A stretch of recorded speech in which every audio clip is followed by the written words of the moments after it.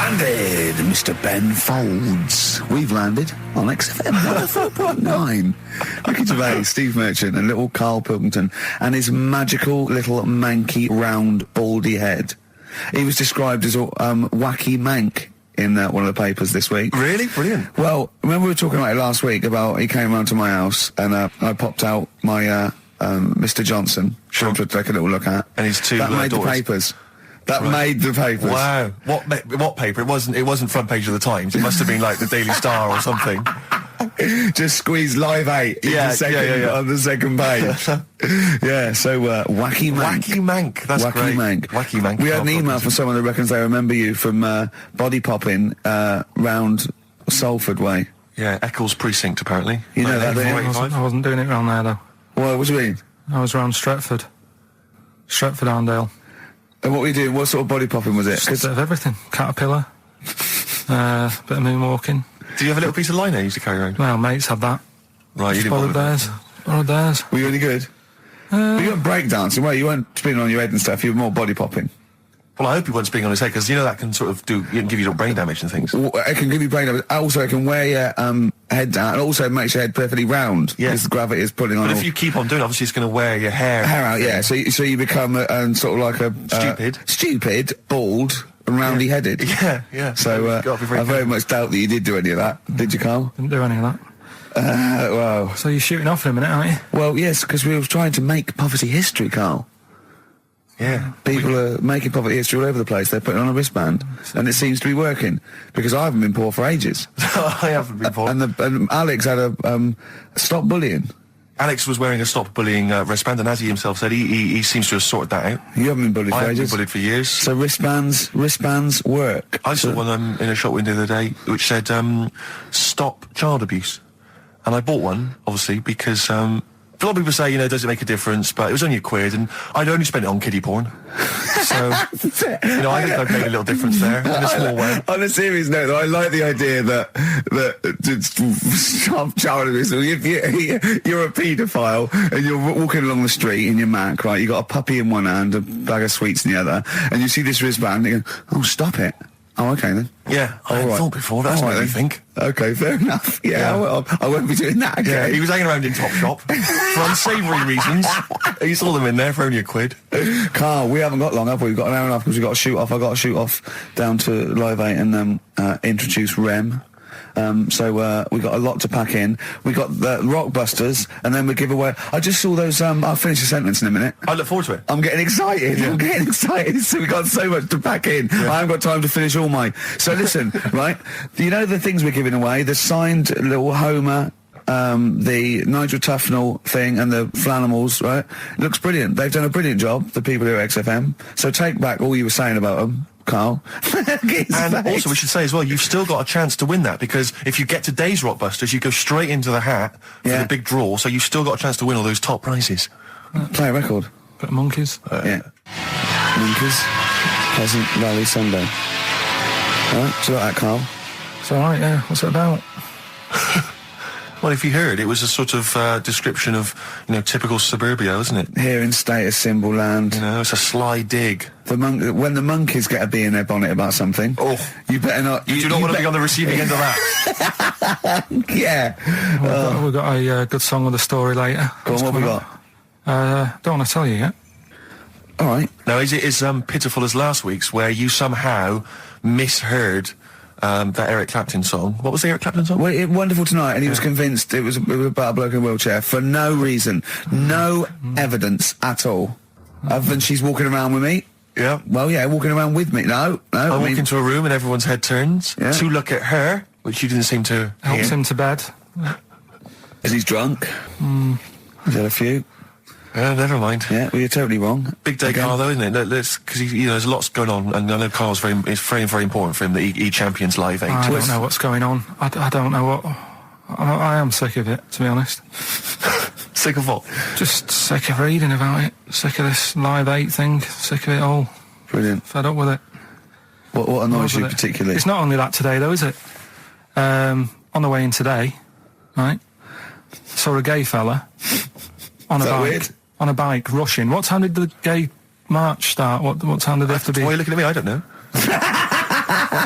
No, but he was rushing, left it late, so he'd had a late night again. So my point's right about him. What was your point about, just to people who've just tuned in? Well, the fact that they go out late, so, you know, they sort of have a nice night out from about 11:30. They're riding in the jeans at like half past 10. In their jeans. They're leather trousers. But anyway, right, so... They're cutting the back out of their leather trousers about 10:30 at night. I'm on the way in, right, and I see one stressed out, rushing, right, on a racer, wearing high heels. Oh, I love you. He's 50's dad, isn't he? He's angry. He's just angry. If you're a gay fella and you're proud to be gay, but you also want to make poverty history, you don't know what to do today, do you? You're all racing all over the place. Must be murder. It seems a bit unfortunate that they've put them on the same day. Yeah.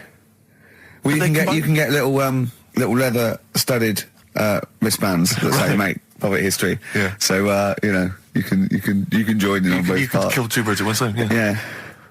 But why is Live 8 stressing you out? It's for a good cause. You must have, I know we've discussed this in the past, and you don't really know what you're talking about. But I mean, maybe that's the problem. I'm just, I don't know. I mean, I could have told them ages ago that there was no way that they were going to pay it back. I knew that was going to happen. I love that. But they didn't consult you, did they? When they were handing out this money willy-nilly to people who were dying, you could have had a quiet word with them. All I'm saying is... You could have said to Harold Wilson, Harold... you're not going to get this back, mate. You are not going to get this back, mate. When I wanted a mortgage, I had to supply 3 wage slips, is what I'm saying. I was double-checked out loads of times. I'd like to see, have you ever seen that guy Alvin Hall, who gives financial advice to perhaps teenagers who don't know how to spend their money wisely? All right. Perhaps send him over there. He's the guy with the bow tie. Oh, yeah, you know what I mean? Yeah. Send him over there and just sort of have a chat with him and say, make a list of what you're spending it on. So he's basically, will you be annoyed if they drop all debt and double aid and everything? No, because, I mean, people sometimes need help and that, don't they? You've got to help people out, but it's how many times is the thing. You know what I mean? Let them off. But do I, I've got this monthly payment at the moment, haven't I? Yeah. I'm paying for tools for people out there who need a drill to build a house or whatever. Yeah. Am I now in my right to say, well, you can't have it all? Do you want the drill or do you want the debt cancelled? This is what I'm saying. I'm just, I'm all happy to help people out. Do you think they're taking us for a mug? Is that what you think you might be taking? We'll see, won't we? Time will tell, won't we? You know what I mean? If next year at the same time Geldof's putting on another gig, I'll go, what's going on now? Geldof putting on another gig and the mean fiddler. What's going on now? I think you're missing out on the true meaning of today, Carl, which is an opportunity to see Keane for free. I think that's the problem. I don't want to go. I don't like crowds and that, do I? Right. Can't be dealing with that. I don't like big crowds.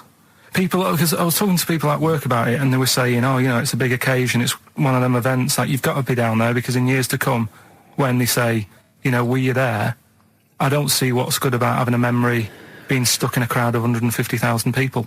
I'd prefer to do something nice, say if I have like a nice cake and a cup of tea, right? In years to come, when they go, do you remember that day when we were all cramped and what have you? I'll go, no, I was having a nice cake and a cup of tea. So I've got a nicer memory than them. So I believe in doing something nice on a big occasion. Do you know what I mean? On a special day. Do something nice, remember that. The thing is, you have got a nicer memory than them, because when you look back and say what you're doing 20 years ago, your memory will tell you were actually having a cup of tea and a cake, but with a chimpanzee who could talk English. That's what your memory will tell you. You're thinking, I was out with my mate. I was out with my mate Marty. He's a chimp. And it just you'll be in cuckoo land by the time you're 50. You'll be just going, it was great that day. Remember Suzanne? I don't know what I'm talking to Suzanne. She's left you. She's left you. She's had enough of you waking up. Well, she's down in Hyde Park watching Bed-Shaped live. She's not worried about cake and a cup of tea. Have you ever done a march or anything, though? Have you ever sort of... What are you saying? Have you, you're having a go at me for not getting behind it all, right? Which I am, because I've got more standing orders going out of my account for charities than anything, right? But have you ever got behind a problem? No. I don't think I have, to be fair, no. No, I am quite slack in that respect. It does take a lot of effort, though, doesn't it? Well, it depends. What sort? Well, if you're going to do one of those walks from John O'Groats to Land's End or something, that's a lot of time commitment. There's one, I tell you what, there is one that looks all right.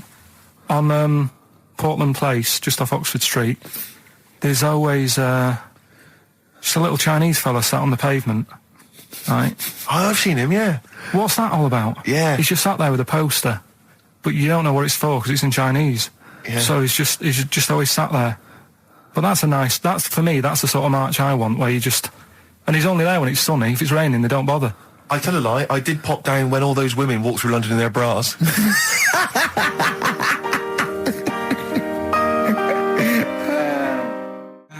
Embrace and Gravity on XFM 104.9. We've had a couple of texts. People obviously can text in 83XFM. That's the text number for the big quiz that's coming up shortly. Rockbusters, still your opportunity to win some of those cracking prizes.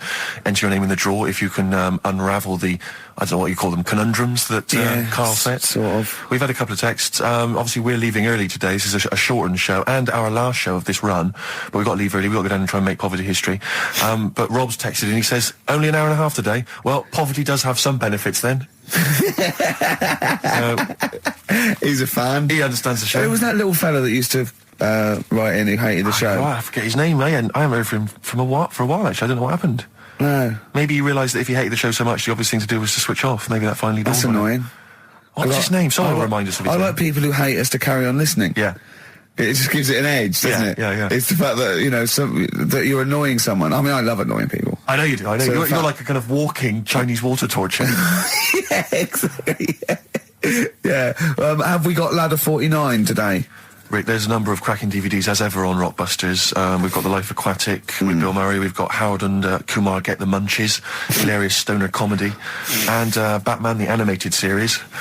And Ladder 49, there it is. Phew, Phoenix, yes. John Travolta. If you've ever seen Ladder 49, then you can give us a quick text review on 83XFM. I'd be interested to know if it's Why actually are we worth giving watching. away one a week for the last 6 weeks? Yeah.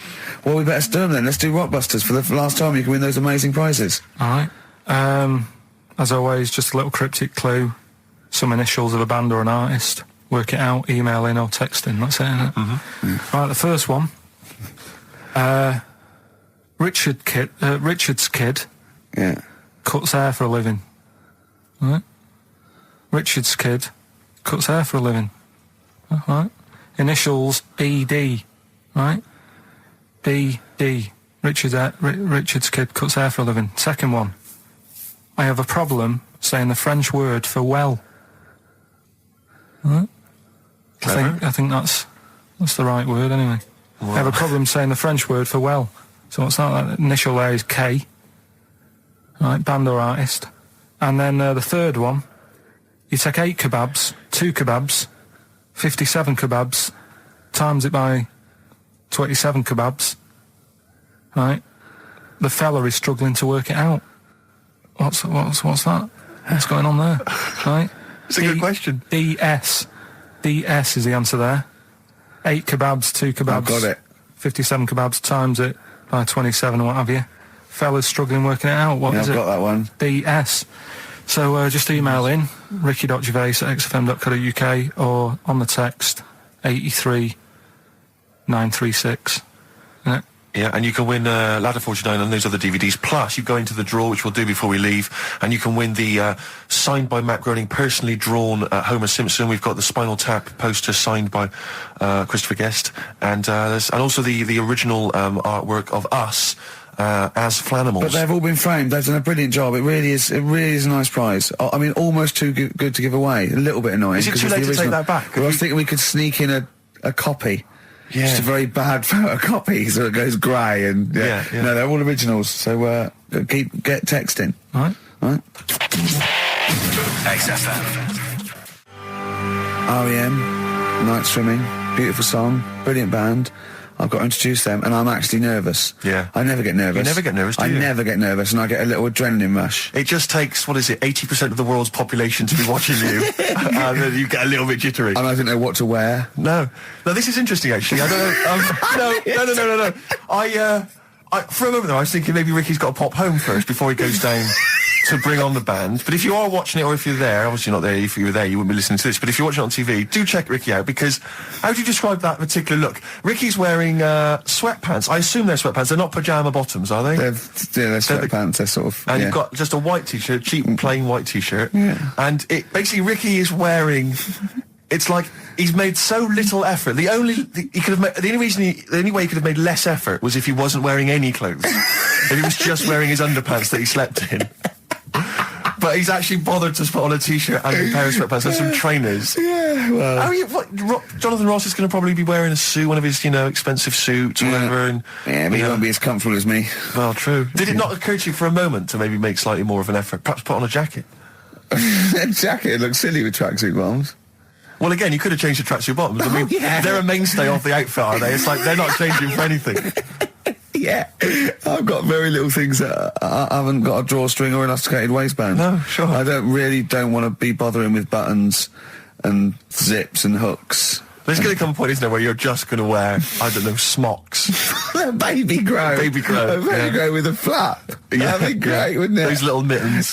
Yeah, all in. Yeah, that'd be great. And then a little oven glove, so I can just get stuff out of the oven, eat it, let it drop everywhere. Yeah. Right, and then just get out of the baby grow, put a new one on, a clean one on. Or those kind of red flannel things with the which cowboys wear. Yeah. The kind of buttoned up bit in the back. The old cowboys. Yeah. Grandpa, he comes out with the shotgun. Exactly. And yeah, the long johns. Well, how's it going with Rockbusters? Anyone got the answers? Actually, one guy has texted in, James in Deptford, he's offered some answers, and he says here, the guy that hated us, famously, of course, we should have remembered, Dickie Anderson. Dickie Anderson? Richard Anderson, of course. I don't know if Dickie's still listening. If he is, obviously email in ricky.gervais@xfm.co.uk and tell us what you've been doing, how you can keep him busy and stuff. Yeah. Nice to hear from him. Chris Campling hasn't called, has he, either? Yeah, Campling. The one that thinks that not only is this whole show scripted, imagine that, right, but that Karl is a character created by us. Yeah. He's actually an actor. Oh, if only we Look could at take that, credit for a that. shaved monkey we got. I'll tell you, you're going to go along later to the Live 8 gig and you're probably going to see some bands that are going to make an effort to entertain you, but if you want entertainment, Rick, you know it. There's only one person to book. Go on. Me. If you you're perhaps going to do because I'm obviously a top DJ on the radio, but where I really come into my own is DJing in any kind of club environment. Well, you told me you were DJing. I didn't go to it. DJing at a party, and you said the place was rocking. The place was roaring, and I loved it. Karl just said he was there, and they weren't. Well, that's nonsense, Karl, because you know very well that when I'd put on a tune, they'd cheer. Yeah, but it was late on in the night. They would have done that whatever you put on. That's nonsense. No, they were happy and everything. I'm not saying they weren't having a good time. It was your party. It was all right, but they weren't going mental like you're sort of making up. They were definitely going mental. When I put on the Proclaimers, they could not believe their luck. They would have walked 1,000 miles. Was it good though? Were they really? What were they doing? They were dancing, were they? It's dancing and that, but they weren't sort of cheering, going, more and all that at the end. What's all right? Take On Me came on, big cheer went up. Oh, I don't know who to believe. I've been there, done it, Steve. I've been the DJ as well. It might be jealousy. It might be like professional jealousy there. Yeah. I think it's because my fortunes are on the up and these are on the down. We all know famously that he had Pilkington making music, his DJ outfit. Didn't happen. I did enough. I just wanted to do enough to pay for the equipment, and I did. And that was that. But I don't like crowds, do I? But you're safe, aren't you? You're behind the little thing with the flashing lights. But there's still a lot of people and that. Forced fun. Don't like that. Forced fun? It's not forced fun. They haven't got to dance if they don't want to dance. Yeah. Don't like it. What do you mean your fortunes are on the up anyway, DJing? Well, I'll tell you, I was hired. Well, I say hired. I did it as a favour to a friend, his wedding the other week. And I got there, I was thinking, because everyone had their little role to play, and then people were doing a good job. I love you taking it seriously. And I spent ages putting together some CDs, special selection CDs. I love that! Because what I did was I burned them on iTunes. Did you turn up with your own headphones round your neck? Own headphones, wearing a suit, but headphones. Metal case. Didn't need it, just had them all in one small box. Brilliant. Boom. I thought this is good stuff. I got some classics here. Give me an example. Give me an example of that, like the first hour, the warm-up hour. Rick, I'm coming straight in with Frankie Valli, Oh What a Night. Brilliant track. I mean, when those beats start at the beginning, who's not getting on the dance floor? Wait a minute, what's this following up? Go on. It's the Jacksons. What, I Want You Back? I Want You Back. Brilliant. It sounds good at the moment, Karl. Yeah. So I'm thinking, at least I'm gonna roar this, because they laid on a good spread. The ceremony was nice, food was nice. I'm thinking this is going to be the piece de resistance. Yeah. Alarm bell started ringing. Why? When I realised there was a marquee outside. Of course, it's a balmy summer evening. I'm stuck inside on the dance floor, so I'm thinking I'm going to be struggling here to get them in. Even with flavours like this, I thought I'd struggle, Rick. So I'm sat there in my suit. I'm sat behind this little DJ console. I've got all the big numbers. There's one or two people making some token effort, but frankly, most people are outside everywhere. That time. I was livid. Of course, they couldn't hear it out there. So I was playing to an empty room, really, and I was furious. I was absolutely furious. Because, I mean, what is, they're wasting my time. They're wasting now. I could have just stuck the CD on and They're gone out. wasting Frankie Vallis. Frankie Vallis They're time. wasting the Jackson 5's They're time. wasting, D-Light's time. Yeah, yeah. And so I'm sat there, and there's a couple of people making a cursory effort. Mainly when they come to get a drink from the bar, they might have a little quick, couple of twos. You shout, we don't want your Not lot. interested. All of you or no All one. of you or no one at all. And then there's a microphone set up because people have been doing speeches. This little girl gets on the mic, right? It's being funneled through the speaker system. So every time I put my headphones on, Miss Dynamite, was it? It wasn't sadly Miss Dynamite, although she decided to have a little go at MCing. She was screeching her little head How off. old is she? Oh, I don't know, 8 or 9. At their most annoying. when children are their most annoying, because they got a bit of confidence there. They're a bit cocky. They're not shy anymore. They're a bit arrogant. Yeah. She's screeching her head off, so I'm playing, and she doesn't know it. Your face! I'm playing into the groove. No one's getting into the groove because she's going mental. She's just going, what's this? What's this? I don't know what this is. Play something I know.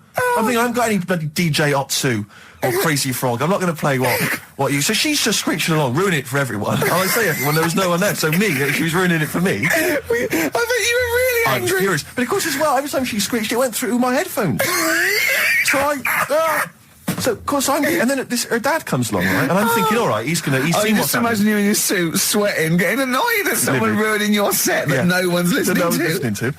I think, her dad's coming over. He's going to put pay to this. He's realised that, she's causing a disturbance. He comes over there, joins in. No. Sits her on his lap. He's just saying, she's having a whale of a time. I'm thinking I'm furious. I'm thinking it's his responsibility to shut her up. He's not going to do anything. What can I do? I can't step in. No. And I know very well that if I interfere, he's going to say, oh, well, she's enjoying herself and no one's dancing anyway, and we've just got into a fracas. Yeah. I didn't want to start a fight. No. Because I don't know, but he'd have knocked you out, wouldn't he? Someone would have got knocked out. And I'm not saying who it would have been, but, but there would, to bear in mind, Rick, there would have been 2 of them. And so I didn't want to get into a fight with him. And anyway, so I'm playing. Anyway, so my friend came along. He realised what was happening, and I didn't have the guts to unplug the microphone because he'd have known. You see. Yeah. So I got my friend to do it when she had her back to me. So he pulled the plug out. The microphone went dead. She went, "What's going on?" I went, "I don't know what you're talking about." I said, "I don't know." She said, "Where's the microphone?" I said, "You must have broken it." I don't know what's going on. Someone will probably make you pay for that. And anyway, at least we shut her up. That is great. But it really went from bad from worse. And there's that thing when you panic, you start panicking. So you're putting on a lot of flavours that you would have saved to the last hour. What are we talking? Boom, boom, shake. Exactly, you're throwing him in early. Love Shack's coming on way too soon. Really? Oh, Love Shack before 11. It's heresy, but I had to do it. But anyway, in the end, I made the bride go and get some people in. I said, look, it's your special night, all right, and they're going to enjoy this. I'll be honest, love, this is a washout, and it's up to you Exactly. to turn this wedding around, or I'm walking. And I tell you, they're going to have a sour memory of this evening, unless you bring some people in. Get everyone in dancing. So she got him in at the end. Brilliant. And I'll tell you this, Carl. I mean, I don't know what you say, but they were loving it. They were absolutely loving it. A bloke came over and said, "Have you got Amarillo?" I said, "No," but I put on something even better, Delilah. Wedding crowds always go for Delilah. A song, of course, about old man killing his wife. It always goes down very well, strangely, at weddings. They get into a sort of hokey-cokey thing. They went berserk for it. And I was following it up with, I had the monkeys, I had all sorts going on. Brilliant. Of course, you know what happens. What? I'm going great guns. People are absolutely loving it. They're rocking it. I throw in, I had something cracking on at the end. Come On Eileen, of course, was on. People were going berserk for it. Which is unfortunate because the bride's name was Eileen. Yeah. And then the bride pipes up. I'm throwing the bouquet. So they all traipse off outside again. Oh. I was furious. Oh, no. I plugged the microphone back in. I said, "What are you doing?" We got, but they went out there, and of course you can't get them back once they've done that because all the women are running around. I got the thing, and then they got to wave everyone off, throw the confetti. They ruined your day. I was having a great time, and they ruined it. She ruined your special day. She ruined my special night. Oh no! It's on her head. What would you put on about now, Carl? What if I was DJing? Yeah. Probably about a world party. Go on then. Interesting. Put the message in the box, put the message in the car, drive the car around the world, and I'm imagining, Rick, that message is make poverty history. That's world party, put the message in the box. Can I just say quickly while I think of it, we get a lot of emails from people, a lot of texts saying, can you send a big shout out, stuff like that. I've just looked at one now, Scott and Julie in Australia listening, they want a big shout out, big shout to them. But there's so many people that do it, and I'm obviously just want to say sorry we never get to your emails. We're very, very lazy. We never really get to look through them, but we obviously do appreciate you emailing in, texting in, stuff like that. And also, can I send a big shout out to my grandparents, who I believe might be listening on their new digital radio? They're pretty high tech. Very nice country. Yeah. Are they the merchants of Bristol? Merchants, yeah. Props to them. Props to them, yeah. It's a slightly truncated show, isn't it, today, Carl? We've got I don't like change, and that's what's happened. I'm not. You don't, do you? You're like Rain Man. Yeah. He really is like Rain Man. Anything change, he's got to get in a little routine. You can't. I don't like to. I'm not like Suzanne's mum and dad and what have you, where routine cannot change no matter what. Like what? Well, we've talked about it where, you know, if it's a Tuesday, I'm having sausage, egg and chips no matter where I am. That's what they're like. Right. That's what they'll remember, actually. When I'm saying about stuff about Live 8 and all that, you know, people will remember. If people said to a dad, you know, you remember Live 8? Okay, what day was it on? Tuesday. Well, I had sausage, egg and chips. Nothing changes. But the thing is, today, normally we have a bit of a, you know, I know what we're doing where and all that, and it's all sort of messed up. We don't usually know what we're doing where. We say, what should we do next? No, but I know, like, Rockbusters has been done early. Right. So that's normally done at about 5 minutes. That's really throwing you. I say, I just don't. I don't like all this change and that. It's messing about, isn't it? Rain Man. So what do you want now? Well, what about Song with a Story? See, with the... right, well, last week... Look at him, he's in a genuinely foul mood. No, he's actually rocking. Yeah. He's actually rocking like Rain Man as well. Last week we did, like you say, Eric Clapton. This is the section where we play a song with a story. I think every song, if it's a good song, it's got a story. You've got to listen to it, sort of, you know, from the start. You get in the middle, you're going, oh, how's it going to end and all that. Yeah. You wait another minute, you know the ending, you're happy. But the thing is, as Steve said, you know, sometimes you're disappointed with it, so it's not a good story. And as Steve said, I'm not sure you're finding what you need in a song for a story. Why don't you read a book, a novel? If you want a really good story that engrosses you, why don't you read a book? You're not going to get it from a pop song. I haven't got time for a book. Song's 3.5 minutes. And that's it, is it? And that satisfied you? Well, yeah, it gets you thinking for a few minutes, then you move on. Then you stop thinking. 2 minutes 50, this one, right? And it's brilliant. Go on, then. It's about, last week we talked about the little crippled fella, right? This one... as I say, I don't think we say cripple anymore, but go on. All right, this one, someone emailed in saying, if you want a song about that, this is a song you ought to listen to, right? Right. It's about this fella who, basically something happened. I think he's in a wheelchair, right, for some reason. You thought that last time. His wife, you know, likes going out. She doesn't take him with her when she goes out. Right. Is it Ruby, Don't Take Your Love to Town? Yeah. Brilliant song. Well, just play it then. Yeah, great song. All right. What do you mean? Oh, it's just, it's a good story. It starts off well and that. You're feeling sorry for him, but then he says, where's my gun? Yeah. Because she's a slut. Why? Because she's going off. Yeah, but what does he expect her to do?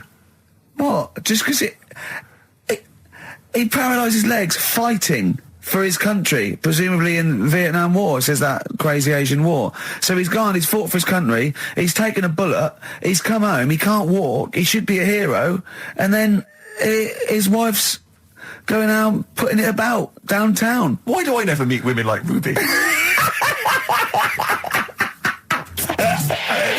XFM. Forever Lost, the magic numbers on XFM 104.9. Well, the concert's kicked off, Steve. Yeah, I'm a bit annoyed that we're still here, really. Let's try and wrap this up quite quickly and then shoot No off. one's listening anyway. Nah, we could talk about anything. Well, we do. Yeah, true. It makes no difference to We us, could do a lot more swearing than we normally do. We could do even more. I was talking to Carl the other night, because I've been rewatching for some reason that film Witness with Harrison Ford, where he's a policeman that has to protect a little boy who's part of an Amish community. Amish? Yeah. And I tried to explain to Carl... You look plain, John Book. Exactly. And I was obviously trying to explain the Amish to Carl. He'd never heard of them. Completely stony-faced. Amazing. Now, for those... Okay, you explained it to him, have you? Okay, then. Yeah. Now, I don't know what you said, but I'm assuming you got it right? Carl, now tell me back now, what are the Amish? They're just people who sort of live like in the olden times. So to them, they're sort of in about 1842 or something. So they're getting old papers and that. They haven't caught up to. No. They haven't. They don't have telly. They don't deny that the 20th century has happened. They just don't want to be part of it. They look up and they see planes and they know what they are, and they go into the town and they see it in the window of Dixon's, a telly. They just don't want to be part of it. No, they're still living. They are still living like it's that's what I mean. Yeah, but they know about everything else. They just don't want to be part of it because they think that the revolution was a bad thing. They think that society became more and more depraved, and they wanted to go away from it, and they want to go back to old values, and they think they don't need TV and jets in that way of life. They can survive in the old way because the old way was better. Missing out on Live 8. Yeah, but they haven't had Band-Aid yet. Yeah, I think this is the problem that Karl had. He in his mind, they were just a bit delayed, so that in his head they were slowly moving towards the 20th century. They wouldn't be able to watch most of these bands, all their electric guitar. They'd be allowed to watch Tracy Chapman. Yeah, doing an acoustic set. Yeah, between the bands. Yeah, that'd be all right. But no, in Karl's mind, it's like although they wouldn't like Fast Car. They wouldn't like singing about that. They go, I don't know what you're talking about. Pony and Trap. You got a pony and trap. That'd be all right. But are they still? Do they still get sort of rubbish posts and that saying we need your money for this, or get behind this charity? They live in an isolated community. They're farmers, aren't they? They're farmers. It's an agricultural community, and they're obviously very staunchly religious. And in actual fact, it would suit you very well because you hate crowds, you hate groups of people, you don't like the modern world. You'd love it down there, wouldn't you? He wouldn't like getting up at 4 o'clock to milk a cow, though, would he? Well, no, but he'd get used to it. Go back to bed, couldn't you? It's probably out. I mean, have they got anything to do with the Hare Krishna people? No, nothing at all. Because out of all the religions, that's I'm not a religious person. I don't understand. You're only saying Hare Krishna because you've got the head. That's the only reason you think it'd be. I'm halfway there. Yeah. But the thing is, out of all, you just what was that? Money just fell out of my pocket where I'm nearly laying down. That's the danger of wearing sweatpants everywhere you go. I'm only ever lying down in a chair. No, I'm I've never been a religious type. If people want to do it, I let them do it and what have you. Good of you. But out of all of them, I want one that's not going to take over your life. I don't want one where you've got to get up 3 times a day and you've got to go and pray and that you've got to get up early. Forget that. It's getting in the way. But if it's something like, I was walking to work the other day, right, across Oxford Street. There's a little Hare Krishna fella there, and he sort of had he had a leaflet and stuff, and he said, are you interested? And I said, what do you do? And he said, well, we're against getting stressed out and what have you. And he gave me a plum. They hand out food for some reason. But I sort of asked a few questions. That's just the imagery. These 2 bold people, one of which is wearing an orange smock, holding a plum in the middle. He hands the other one a plum. It's almost like you can imagine some kind of religious painting. Exactly. Yeah. But what is their sort of main thing? Because he didn't really tell me that much. He was a Japanese bloke, so I didn't know what he was saying that much. Why? He wasn't speaking English. Not very well. He wasn't the best sales bloke to send out for them, is what I'm saying. Yeah. But what's that? Are they? You're saying they're nothing like? Well, I believe Hare Krishna is a kind of as an offshoot of a sort of Buddhist faith. It is. I think they are Buddhist, aren't they? Yeah, and obviously their kind of trademark, as it were, is that they have to say. I believe they have to say Hare Krishna, Hare Krishna in a certain rhythm, in a certain order, a certain amount of times per day. That's why you see them walking down the street saying Hare Krishna, Hare Krishna, because it's actually a sort of religious chant which they're obliged to do. So you see, even if you go into the Hare Krishna faith, you may find yourself, in Tesco or whatever, forced to say Hare Krishna, Hare Krishna. Perhaps out loud, not just thinking it. Yeah, no, out loud. You can put it on an iPod and you can put that on an iPod. No, it doesn't count. No, I think you have to actually say it. So I guess that kind of eats into your social life a little bit. And there's the wearing orange as well. Particularly frustrating, I imagine, if you're in a cinema or a library. A little bit awkward there, midway through. Or Star you Wars, live next door to a bloke called Hare Krishna, who constantly thinks you're calling him. Yeah, that probably. Yeah, so that's in this. I mean, I don't think we've quite done the Hare Krishna faith its full service there, but so interesting to you. I mean, you got handed a plum. You've been treated well by them. Yeah, well, but he couldn't tell. I just wanted to know how much time it would take up. What are the benefits? You know, what can you do? What can't Well, I you think do? the benefits are they probably don't get stressed out. They've probably got that sort of that zen, that chi-ness about them, where they try and interact and Quite meditative. yeah. Yeah. I've got some nice trainers as well, don't they, with their orange. What are you looking for then in a faith, Carl? You say what are the benefits? I mean, obviously Catholicism, you get the communion wine and bread, so... Yeah, but I can afford that. Right. Probably, just I like the Crusaders. I was forced into joining that as a kid because a mate sort of joined it, and he sort of said he'd join in. I sort of swore at him. I said, I'm not doing that. Right? Yeah. He said, right, if you don't come with me, I'll tell your mum that you just swore. So I was like, oh. So I went. So I went along, and I used to just go on the Friday when they played, you know, Sabutio and stuff. And then I went on one Sunday, and it was totally different. There was no Sabutio. There was no sort of, you know, Table tennis. the thing where you hold a thing and knock things over. Skittles. There was all that on a Friday. Went on the Sunday, it was rubbish. He said, right, sit down in this room. They gave me a Bible. Thought, this looks too heavy, this is too big, I'm not interested in this book.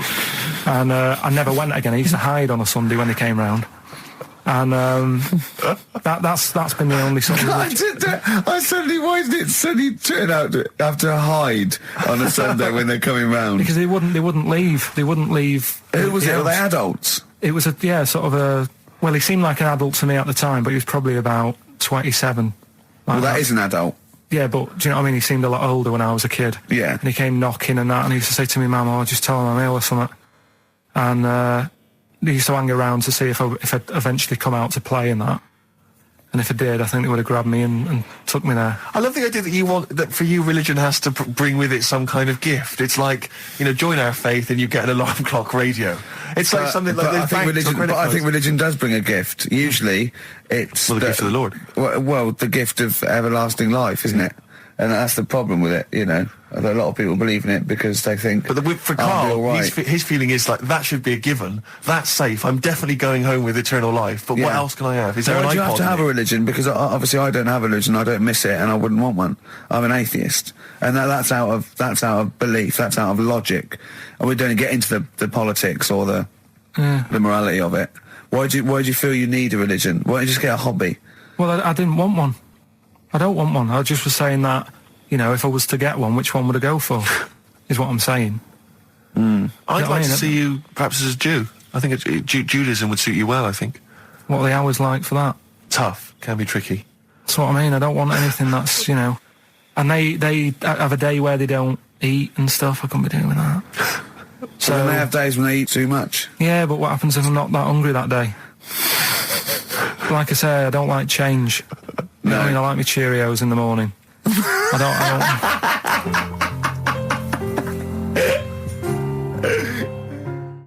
I still have that other girl in my head by Elvis Costello and Burt Bacharach on this final XFM show. Ricky Gervais, Steve Merchant, Karl Pilkington. Well, we nearly got to wrap it up. I think we've got to do the Rockbusters winner and give someone those lovely prizes.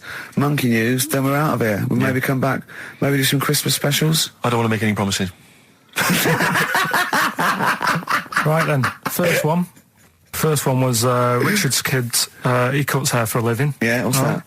That was, well, try and work it out. No, You know. there's no point. Dick's son, yeah, he was a barber. Barbara Dixon, right? Doesn't work. Dixon, well, again... Barbara Dixon. Right, Her name wasn't Barbara Dixon, was it? So, that's that one. Did Ronnie Corbett ever say, ladies and gentlemen, Miss Barbara Dixon? Second no, one. he never one did, was, did he? He never did. I have a problem saying the French word for well. What's the French word for well? Bon, isn't it? That's good. What? No, that's good though. Bell? Well, no, what? Isn't it bien?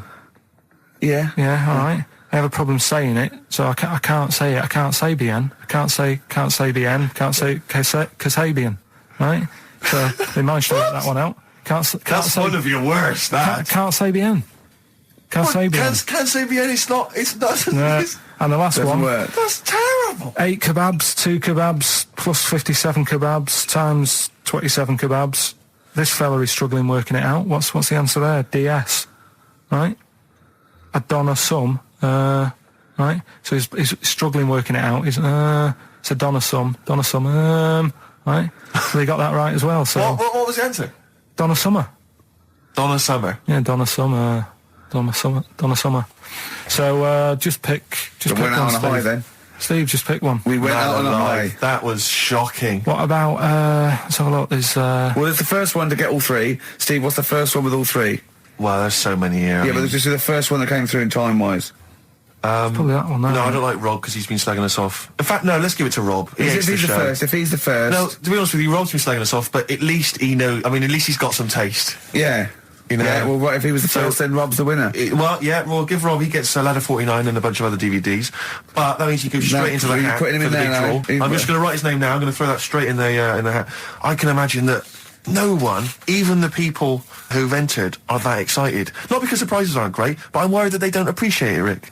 Do you know, I get the feeling that our listeners, they just don't appreciate the fact that we've gone to all this trouble. We've got the Homer Simpson drawing and things like that. I just feel like these people don't deserve it. And do you know what, it's weird? I just wish we had a better quality of listener. Like, people who listen to Radio 2, they deserve it. You know, they're elderly and infirm, some of them. They could really, it would really cheer them up. But our lot, you know, drug addicts. Yeah, let me pick it out. Truck drivers. So I've just put all the names in the hat, all the previous winners from the previous weeks, and Who's Rob as put it well. out? Is this Pilky going to put it out? Do you want Pilky or do you want Ricky? Oh, well, let's have the shaved monkey do it. All right. Plunge your hand in there. It's just, that's one, isn't it? That's it, just pull that one out, check who it is. Right, it's Gavin Thompson in Edinburgh. Well done, Gav. Are we going to get them up there? That's not his problem. You got to post them. You got to pay. They're amazing prizes. Yeah, but the Spinal Tap one, it's about 5 foot, isn't it? Well, they can post it. It'll cost them a few quid. It's a radio station. I think you should have to come and collect it. No, just because then it'll at least it'll prove that Where's he's he interested. from? Edinburgh. Give it to Bob Geldof. I'll give it to Bob Geldof. He's walking up there. So He can look. XFM. Chewing breaks. Fishing for a dream. That's what we're fishing for, isn't it? We're fishing for a dream today. What's that mean? Poverty. I don't know what I was talking about.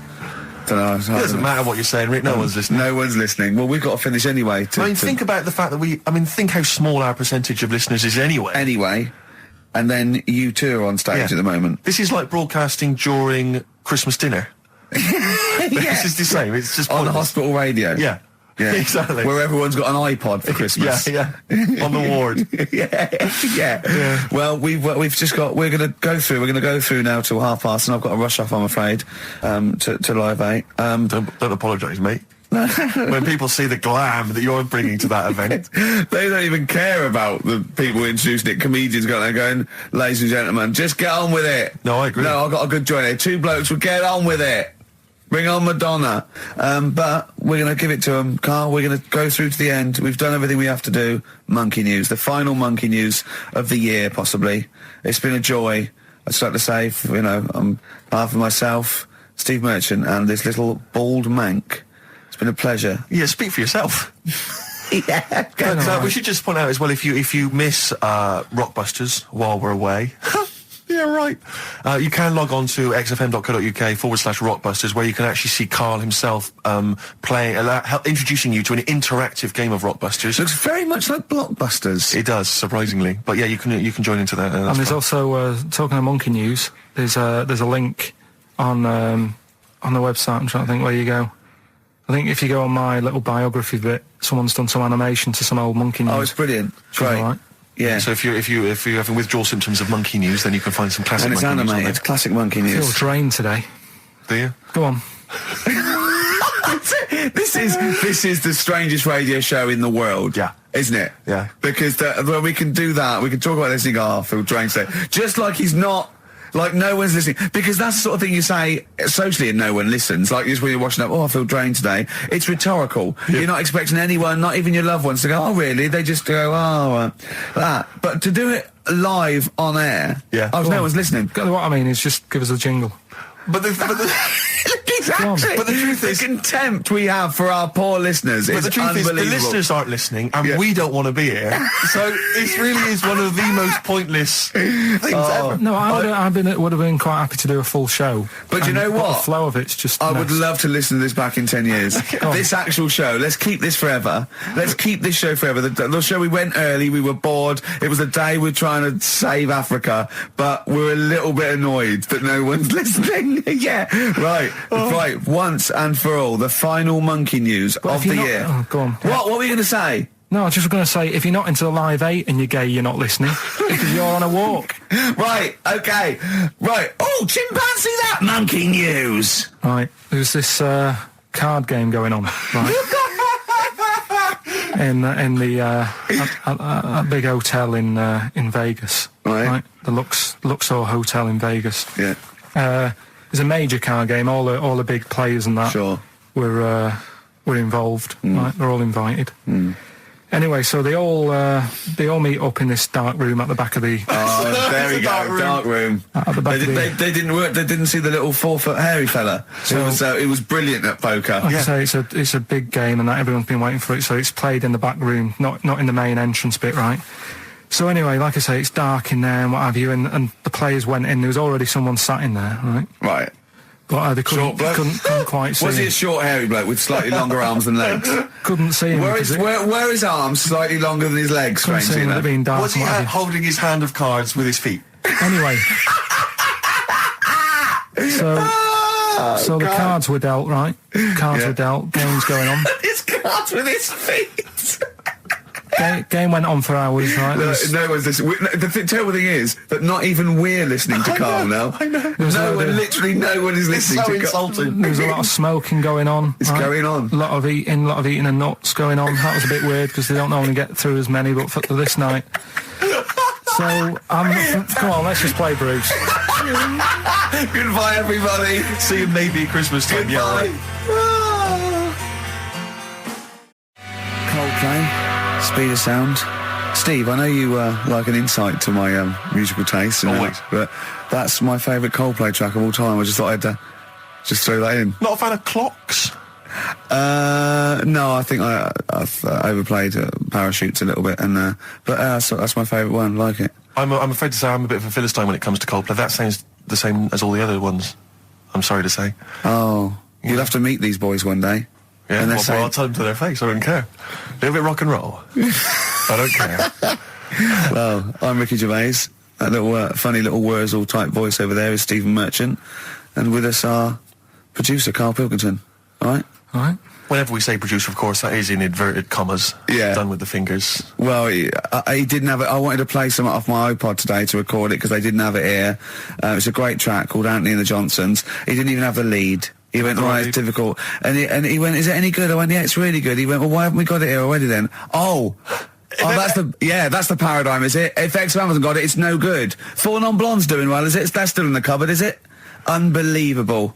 We're a little bit annoyed today, aren't we, actually? I'm really annoyed. Yeah. All that stuff we did last week, that Landauer sent us some sparkling wine, and we thought, right, you shamelessly plugged it. Yeah. How many times you mentioned it? I About must have 20 mentioned it about times? 20 times. Well, the finale was hitting Carl on the head with a cork. That's on the website, by the way. Okay. RickyGervais.com. Go there and see Carl being hit in the head with a cork, right?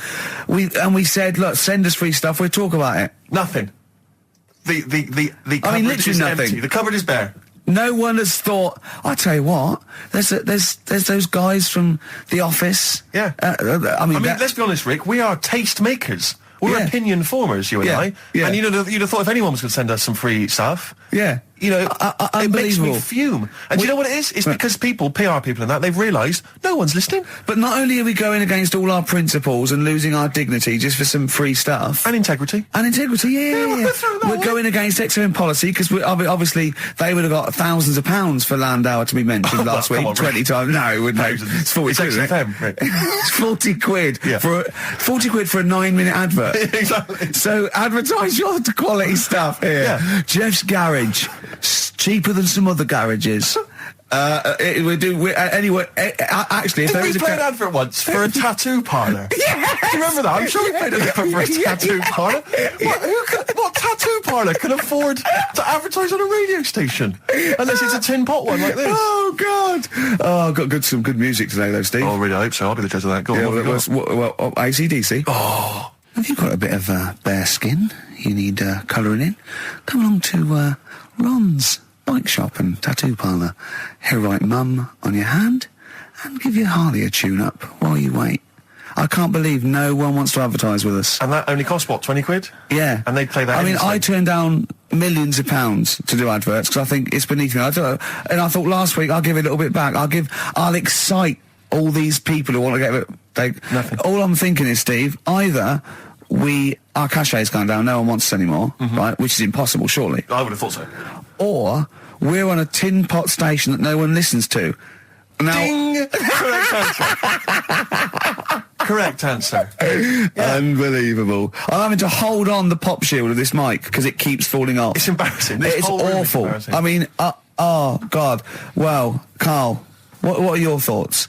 Why have you stuck it out here? Nothing better coming in, I thought. Well, I'll That's tell you all right, why, I because get you're it. always on holiday. You don't do a lot. You get paid, well, doesn't he, really? He's a moany. He doesn't try and get on at all. He doesn't deal with people. He moans about everything. And, so he's... I'm all right. I've got my own little room and that. Yeah. Like a cage. It is like a cage, isn't it? And he can shut the door. If people walk past, he goes, shut the door. He doesn't want them looking in. He's like a miserable old chimp. We noticed today how much he's simian, isn't It's he? very strange, actually. We maybe should try and get a picture on the website because Carl's arms are particularly chimp-like. It's very, very strange. Because he's got he's got long downy hair. It's And not the like... long extended knuckles. Yeah, and his totally round face that sort of the chin goes back and the dome of his cranium. I think, quite seriously, I know we sort of share about 98.5% of our genetic material with bonobos and chimpanzees, but I think he's got a little bit more. Yeah. I honestly think he's a little bit of a throwback. Just his line, they just kept to this sort of really the ugliest one in the cave and the tree, and he really didn't. He didn't come out of it. I'm not saying you are, I don't think you... Well, you are. Yeah, you're chimp-like. No, it does annoy me. My hair annoys me on my body and that. Because I've got like hair on me little toes and that. Have you? Then on the legs. and Would then, you like, see your little toes? Can you pick things up with them? I've tried. Okay. Well, that's the finale of this week's show. We're going to see if he can play a record and put the fader up From a tyre, while swinging in on a tyre. just using his hairy toes. Yeah. I've sort of got hair all the way, but then it just runs out where it should be. On the I top of your know. head. Top of my Yeah. head. It's just- Is this part of the reason why you're always uncomfortable about, being nude or around naked people? Is that partly the reason, do you think, because you look so grotesque? Well, when I'm on holiday, I don't really like wandering about without a top on unless, like, it's a quiet beach or whatever. Sure. So There's what would you there's normally wear? need. Shirt I just and have tie? like a nice sort of light, summery, sort of linen shirt, maybe, just Yeah. a few top buttons open. Yeah. But I don't like... The naked body isn't that nice anyway, is it? You know what I mean? Whatever it is, if you're a cat and you're shaved, you don't look that nice. You know what I mean? But with I hair think on you'll it- find a cat is naked even with its fur on. Cats don't wear clothes. No, but what I mean is, a bald cat isn't that good. You know, it does me head in that I'm bald. I'm not, I wish if I could have hair, it would be nice, but that's life. Would you isn't it? prefer animals to wear clothes like Mickey Mouse does? Or Goofy? You know that I don't like nudist and all that. We've done it. But don't you think sometimes you could sort of like maybe fancify it a little bit? Like if there was such a thing as an ape salon, and there isn't, Carl. There isn't, right? Would you give a orangutan a trim, maybe sort of his hair? Because some of those look like they're going bald, but they've got a comb over, They don't should they? just have a shave. When it's like that. That's what I did. Just take it back. And the underarms as well. Yeah, they've really got a lot of underarm hair. Even the women ones. Really? Yeah. That's disgusting. I know. I don't know. I don't even know where they breed. I don't know how they get they laid, some of those horrible old hairy ginger orangutans. Yeah, they are particularly grim, some of those. I know, The yeah. big ones. I know. Ginger yeah. ones. Yeah. You can't be happy, can they? What is that? Where did that happen, the ginger thing? Why do people give them, like, a hard time and that? Well, you just gave them a hard time then, so why did you do it? You were just buying in, were you? People do sort of give. I don't understand why, but ginger people get quite a bit of stick, and I've never understood it. No, well, it's just I don't know why. I don't know. Though, don't they? I don't know. It might be historical. It might have been because I'm sure they don't everywhere in the world. I'm sure it's probably. Oh, they are. They're always. I've said to you about even like ginger cats. They're always fat because they're sort of sick of it, probably. Play a record. Wait. What do you mean? Ginger cats. What do you mean? When you see a ginger cat, they've been eating like because they're upset. They're fed up and they've been bullied. You never see like a thin, happy ginger cat running about. It's always overweight and looking a bit fed up. It's just a good point, isn't it? I wouldn't say it's a good point, Carl. It's a point. So last week, the Chinese don't age well. Now, anything ginger, including cats, are sick of it. No, but I'm just saying... Are you ginger? Would you like to take issue with any of Carl's points? 83 XFM is the text. You can text us. Maybe you've seen a thin ginger cat. I'm not having a go, though. That's what I'm saying. I'm just saying it's weird how people give them a hard time. And it's if I could have hair, I'd go for ginger hair rather than being bald. Really? Mm.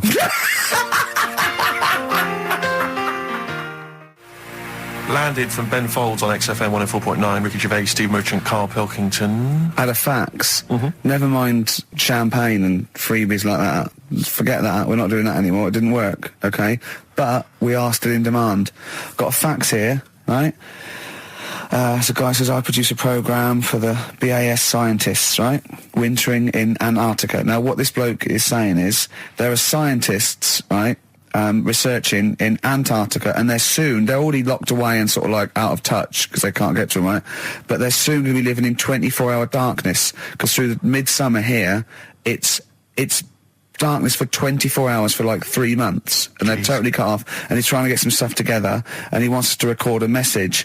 And it said every year they choose a celebrity to do something, a message of their choice. They had Rolf Harris, David Attenborough, Jonathan Ross. This year, Ricky is the popular choice. So I'm up there with Rolf Harris, David Attenborough and Jonathan Ross in terms of the vote amongst some scientists stuck in a hut in Antarctica for 3 months. I think they've just got cabin fever. So that's another poll I've won. A British Antarctic scientist in a hut poll. If I was trapped in a little room with several other men for 3 months of pitch darkness, sexist. Or indeed women. Yeah. I can't imagine why I'd ever want a message from Rolf Harris. Why would Rolf? I mean, David Attenborough, fascinating. Well, I assume it is it's the animal. I assume they're researching penguins or something, aren't they? If they're stuck in there, or maybe seismic activity, or maybe polar shift. I don't know. Possibly if he were researching kangaroos. Yeah. He knows about all animals, doesn't he? You can take him a budgie with a broken wing and he'll sort it out. Or he knows a man who does. Sure. He can, he'll sort that out for you. And he'll do a picture of it. Yeah.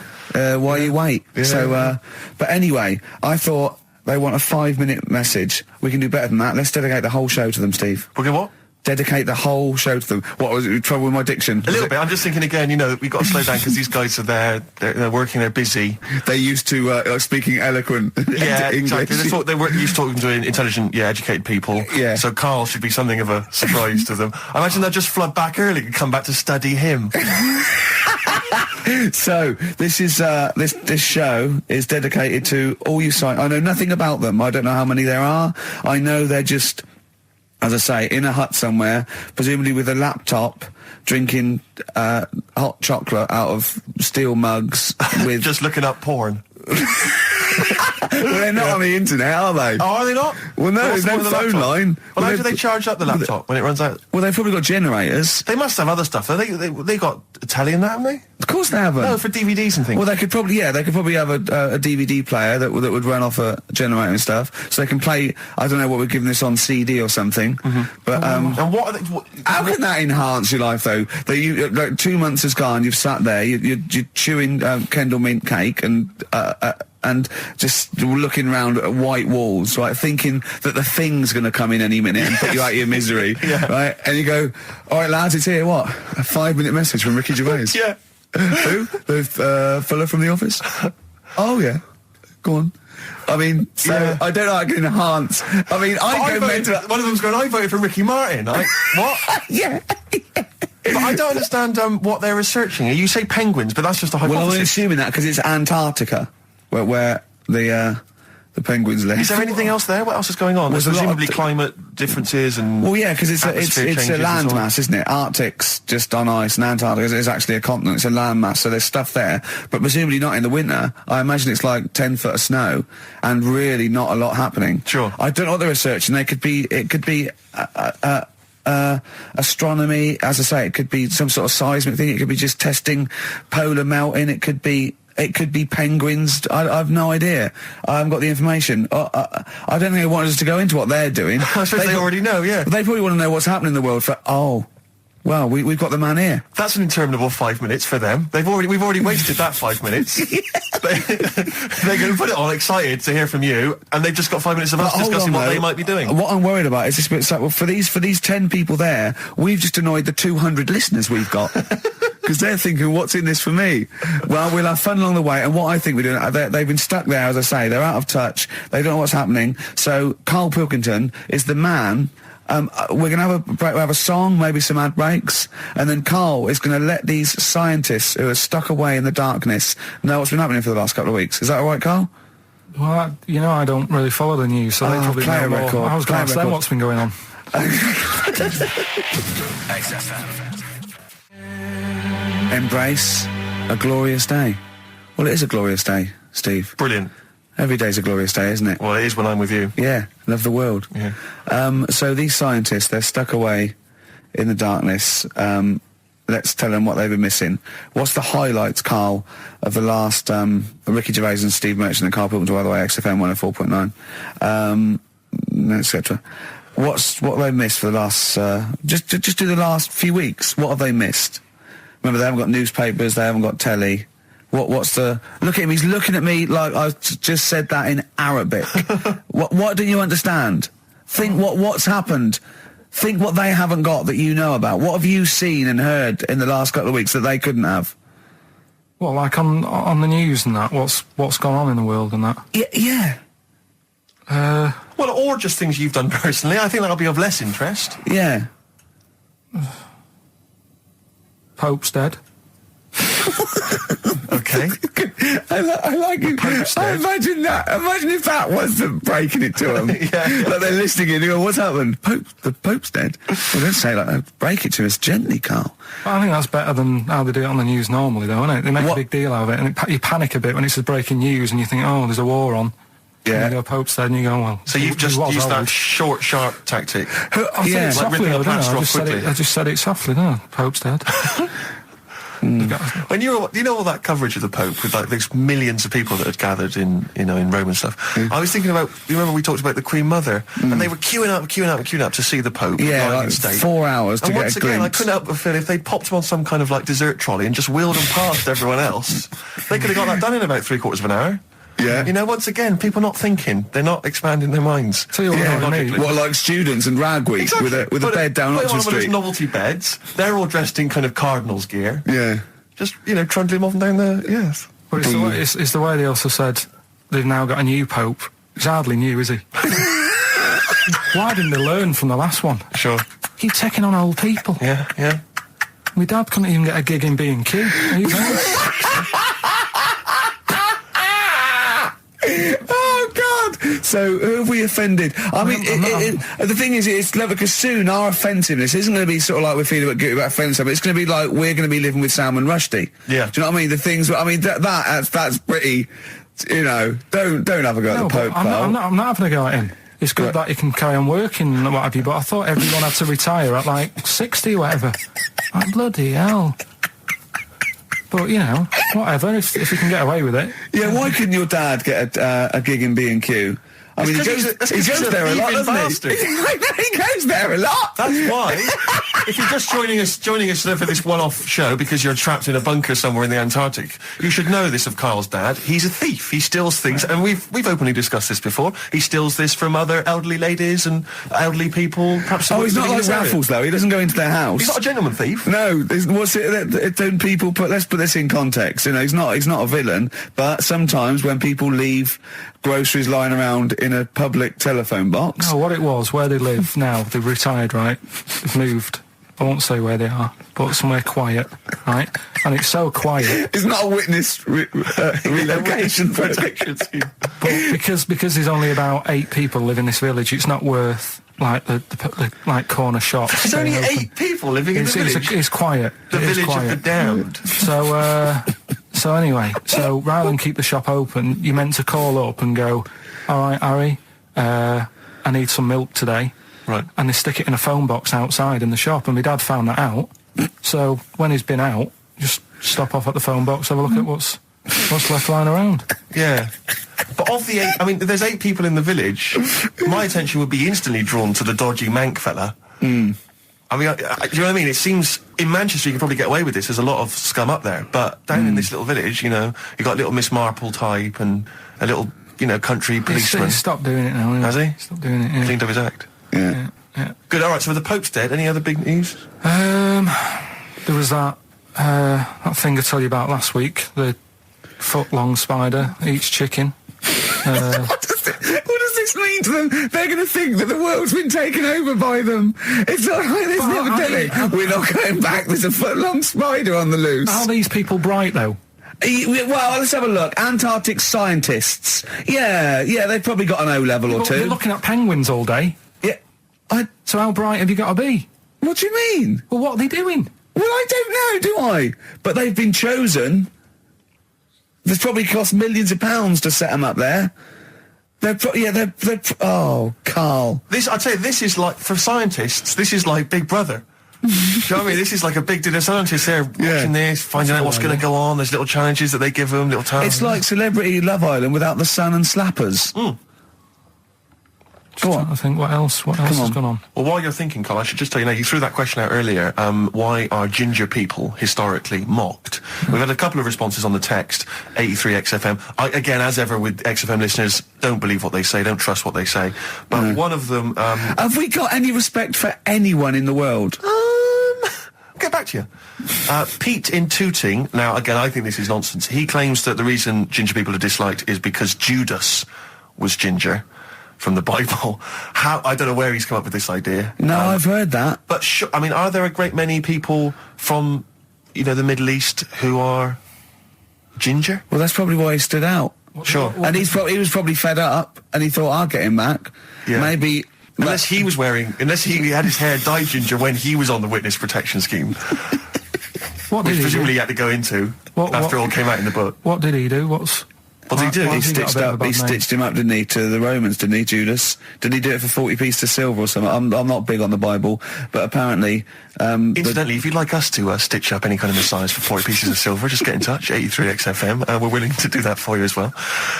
So that's one explanation. There's another one here, which is, again, I don't believe this for a moment. It says, ginger people get a lot of stick because in Elizabethan times, people with ginger hair were told that their mother had slept with the devil.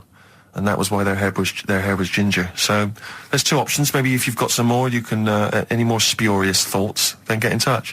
83XFM. But yeah, I don't know. So, there might be truth for both of those. I mean, the point is that if either of those are true, they were already being picked on. If you know what I mean. Right. That's the point. It's sort of like maybe that's not the total root of it. Well, the Judas thing might be the root of it. The first big ginger to do something a little bit. So if he was bald, then old bald people would be like, Yeah. get a hard time on that. Yeah. Well, we do mock you behind your back anyway, Carl. That's going on, don't worry. So play a record and think of something that's happened to tell these poor scientists what's going on in the world. All you've come up with so far is the Pope's dead and there's a big spider. What is that? That eats chicken. The Pogues, rainy night in Soho. I hope there isn't a rainy night in Soho tonight, Rick. I'm sure you're one of those who agrees with me. So we just had an email here from a guy called James Lee. He says, hi, just writing a bit of info on the scientists in Antarctica. I'm a scientist who's just come back from one of the Antarctic bases called Halley. There are 15 people staying there over the Antarctic winter. The scientists are looking mainly at the atmosphere, things like the ozone hole and meteorology.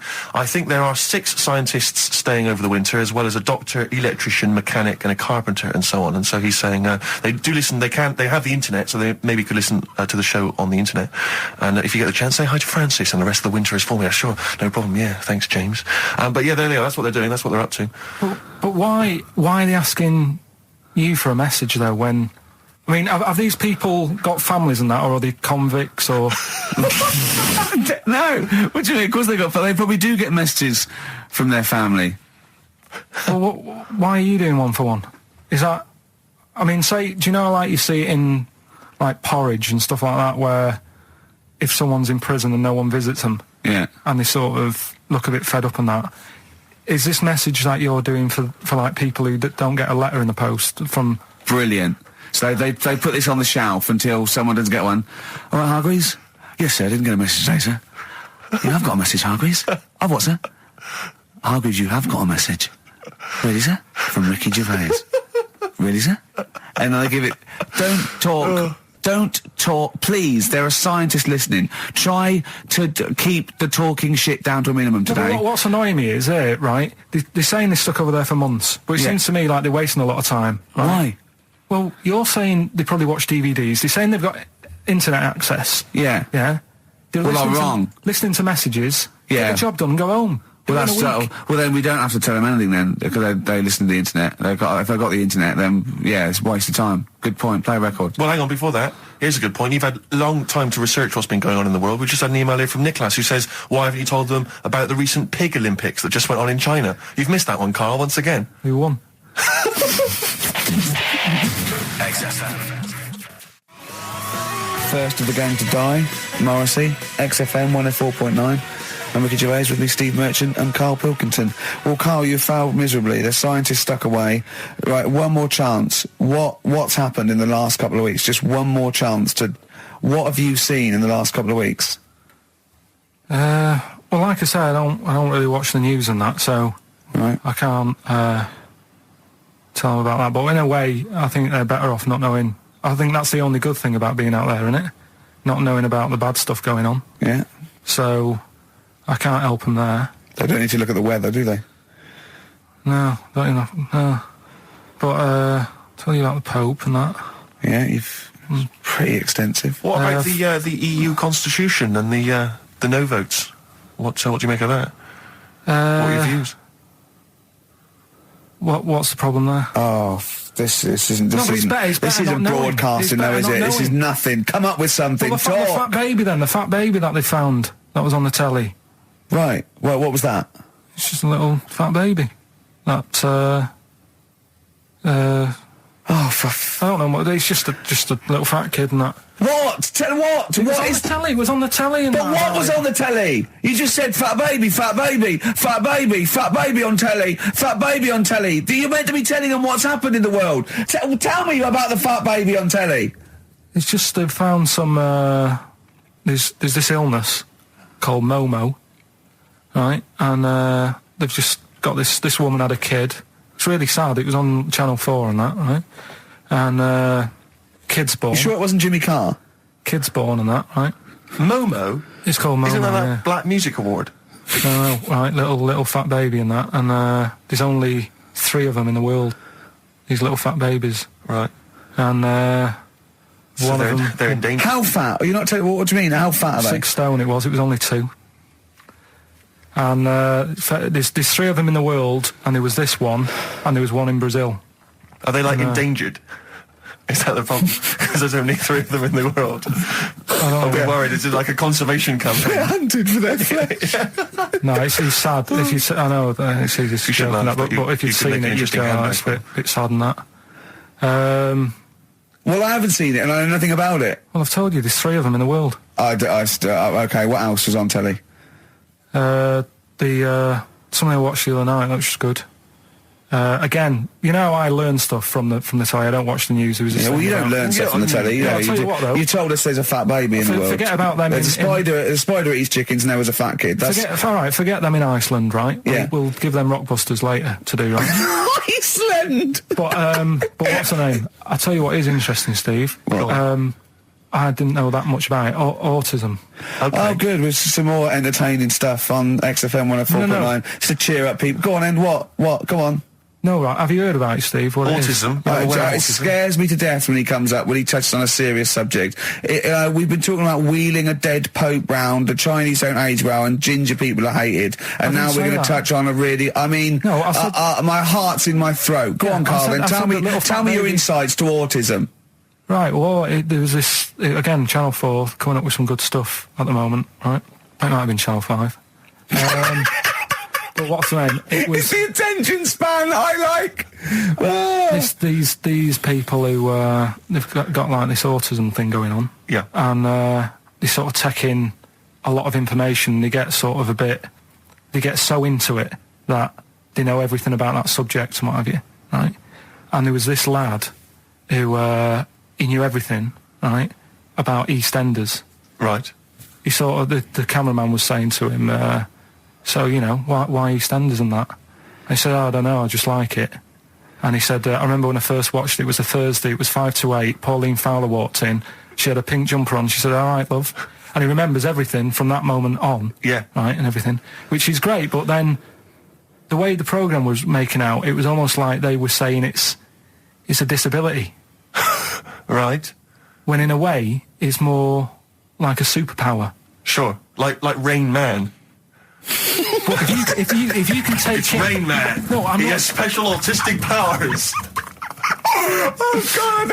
We must send for Rain Man. I don't know what to do. So I don't know what to do. So he would be a great contestant on Mastermind, sort of autistic mastermind. He'd be what I'm dynamite. saying is, don't be watching EastEnders though. Sort of, why didn't they give him an encyclopedia and say, get into that? Sure. That'll be useful. Yeah. Keep him away from EastEnders. Wasting his time there. But I don't think it is a disability. No. Yeah, there are other things, and they're not. It's also autism is a matter of degrees. From what I know, and I'm sorry to have to do this, but I feel that I have to at least be the voice of reason, as ill-educated as I am on the subject. But I think there's degrees of autism. I think some are higher performance than others. There's other issues with it. It's not they're just got good memories. They don't go around doing tricks for people because they can remember stuff. There are other issues with it. Do you know what I mean? Right, well, I mean, they seemed a bit... But you watched the programme. What did you learn? That he knows when Pauline Fowler came in. Yeah, I mean, there was other bits where they couldn't control her emotions and stuff. Oh, that other little bit, yeah. But the main bit of it was he can soak up information and stuff, and I'm just saying it didn't seem really bad. Do you know what I mean? There's disabilities where people say that's a bad disability. It's like how people say about... This is brilliant. This is just like this is amazing to be in a room with this man. It's incredible. You just wind him up and listen to what comes out. And I'm going to sit back now. I'm not going to defend you or explain anything. Just tell me about the other disabilities that are worse. No, what I mean is how people can sometimes easily get mixed up. How people are scared of like a cyclop. Well, at the end of the day, he's got a disability. A bloke. Who's scared of a cyclop? No, it's apart just from like Jason and his Argonauts. Where's this cyclop that you're scared of? No, I'm just saying in history and in books and that. No, not in history. History happened. Yeah. What are you thinking of? You're mixing history with Greek mythology and Roman mythology and every other type of mythology. What do you mean? There wasn't really a giant cyclop that went round picking up ships and throwing them around. That's not history, Carl. Do you think Batman's history? No, but it was ages ago, wasn't it, when we were sort of forming... No, I'm not saying it didn't happen ages ago. I'm saying it didn't happen. Well, he might have done. What's so ridiculous about a fellow with one eye?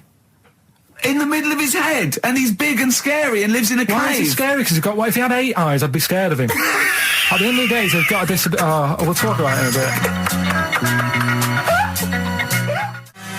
Bobby Womack, across 110th Street on XFM 104.9. I'm Ricky Gervais, with me Stephen Merchant, and over there, Karl Pilkington. Can I just remind people that... A man so stupid, it isn't actually offensive. I just want to put that out there. Yeah. Okay, good. No, just wanted to remind people that they can get in touch on the text, 83XFM. You'll need that text number shortly, because we're going to be playing Rockbusters very soon. Gav has texted in, and he says quite simply, what's happened to the webcam? All I can see is a bald monkey. Well... You're absolutely right. We'll try and get that sorted out for you. But we're rockbustering now. Should we do it now? Should we do it now? Say it up now. Okay, great. Yeah. Well, you should just remind people, Rick, particularly if they're trapped in Antarctica for the next 3 months, what this game is. Well, this is Blockbusters. Just totally ripped off, and the clues are bands and artists. Carl says they're cryptic clues. They're not cryptic clues. They're more like, what word am I thinking of? They're tenuous. Some of them don't work at all. So it's really, are you in tune with a shaved monkey? I mean, it's nearly embarrassing to get the clue. I pride myself on that I don't really get them. And I'm sort of proud of that, because you shouldn't. Yeah. But anyway, I think I've given it a big sell. Yeah. Now, you do win Tat today, but the big prize is going forward to be in the draw in 5 weeks' time, when there's a signed Homer that I got Matt Groening to draw. If you go to rickygervais.com, you can see him drawing it. It's an original. Well, if they want to see it, they can go to xfm.co.uk/Ricky, and it's actually, just click on it, you can have a look at it. Oh, you can see all the pictures there, can't you? There's also a signed Nigel Tufnell poster, and us three as Flanimals. But there's a little actually video clip. I was on rickygervais.com. You can actually see Matt Groening drawing it. Well, those prizes are the ones, the big prizes you can win in 5 weeks' time if you get to the grand final. In the meantime, it's the usual selection of mediocre gifts which will be given away. That we found in a drawer that people have sent us to give away. First up, we've got I think most people agree, the mediocre John Travolta film Ladder 49, which I think barely made it into cinemas over here. We've also got on DVD. And we're giving that away. We're giving that away. Brilliant. On DVD, the TV series Grumpy Old Men, which I think is repeated every single night on BBC Two. Oh, and that's free as well, is it? Yeah, that's free. Oh, okay. We've got the complete third series of Alias. Great gift, only if you've seen the previous 2 seasons. So, is that the one I'm in? I don't know, possibly. French and Saunders at the Movies, a collection of all their hilarious movie spoofs. Again, on television, I think every Friday. And the TV series Operation Good Guys. Fine series, but you could see that on UK Gold most nights. So once again, an excellent selection. But if you win all those and take them straight down to Record and Tape Exchange, you will be able to get 2 albums that you actually like. That's exactly right. So, people send us them, so they sort of get bigged up on the radio, so that's done. We don't need to worry about that. Angry. So, anyway then, three clues. Well, hang on, let's play the jingle. No, I haven't got one. You not got a jingle for Rockbusters? No. Well, do one quickly now. Okay. Rockbusters. Brilliant. All right, so we got 3 of them. Cryptic clue and the initials. The band. It could be a band or an artist. We've done all that, haven't we? Yeah. All right, first one. The fella let his wife know how he got the bruise on his leg. Right? Give us that again. The fella let his wife know how he got the bruise on the leg. He got a little bruise. Yeah, it's all. Imagine that in the Times crossword. You read it again, it's slightly different. Every time I look back at this crossword, it's slightly different. All the words change. It can't be cryptic. The initials there, CL. Right, CL. Fella got a bruise on his leg. He let his wife know how he got it. What's going on? Right, second one. All the muttering. And what's the next cryptic clue? Second one. That Potter lad had a lot of bottle doing all that stuff with the wizards and that. Right, he had a lot of bottle playing with the wizards and that. What's all that about? Right? I love it. He always says, "What's all that about?" TB there, band or artist, the initials TB. That Potter lad, he's got a lot of bottle doing all that stuff with the wizards. Right? And the third one, the Buddhists won't be able to get in their temple without these. What do they need? Right? The Buddhists won't be able to get in their temple without these. The initials TM. Right? 83936 is the text number. We don't want to receive emails from this because we can't be bothered. So just a quick text. Make sure you include all 3 answers. We're not interested unless you've only got. You need to get all 3. Yeah. But the winner may only get 2. But it's the first one with the most right answers. Yeah. And if that wins all those DVDs. Alias is a box set, to be fair. That's pretty good prize, that one. You could probably get two CDs when you take that down to Record Tape Exchange. And you don't need to see the first 2 seasons because you won't know what's happening anyway. Oh, okay, fine. I'm excited to think that there's some people now in Antarctica just scrabbling around to get a pen, just trying to figure them out. They'll probably stew on that for the next 2 months. XFM. Forward Inc. Gorillas on XFM 104.9 on Ricky Gervais with me, Steve Merchant and Karl Pilkington. Karl, okay, we've got to sort this out. We didn't meet again this week, and this is a shoddy show. I thought we had a sort of framework for it, but Do you know what I mean? No, I thought it'd be, Karl could sort of tell him what was going on. He doesn't know anything except watching telly, late night telly on strange channels. Like he gets all his information about the news on Anna Nova, and I mean, I even tried to help him because Monkey News last week was awful. It wasn't Monkey News. It wasn't Monkey News. It was I can't remember it. I've been away on holiday. Brilliant. Yeah, and the Monkey News stops. I phoned him up. There was a front cover of the, I think it was the Telegraph one day this week, and it was an ironic story. It was a fluff piece, but it was a funny story. It was about a monkey in a zoo that had a ruck with its father because it's adolescent. It was like the equivalent of like 16 to 18, and it had a fight with its father, and it escaped. It ran away, and it was like, an interesting story. Yeah. I phoned Karl up and said, "This is a Monkey News.